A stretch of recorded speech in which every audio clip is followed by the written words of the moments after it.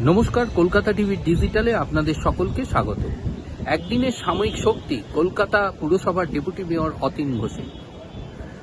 উত্তর বিধাননগর থানা ও প্রগতি ময়দান থানায় তার বিরুদ্ধে জমি দখল এবং 50 লক্ষ টাকার প্রতারণার অভিযোগ দায়ের হয়। যে অভিযোগের ভিত্তিতে শুধু অতীন ঘোষ নয়, তার মেয়ে এবং জামাইয়ের বিরুদ্ধেও এই অভিযোগ ওঠে। সেই অভিযোগের গ্রেপ্তারি এড়াতেই কলকাতা হাইকোর্টে আগাম জামিনের আবেদন জানান অতীন ঘোষ। আজ সোমবার সেই মামলার শুনানি চলাকালীন রাজ্যের পক্ষ থেকে আইনজীবীরা সময় চেয়ে আবেদন জানান বিচারপতি তীর্থঙ্কর ঘোষের এজলাসে।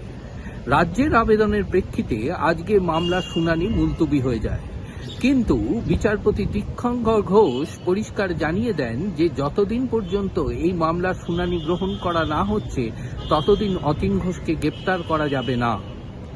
ফলে আগামীকাল মঙ্গলবার এই মামলার শুনানির জন্য ধার্য করেছেন বিচারপতি তীর্থঙ্কর ঘোষ।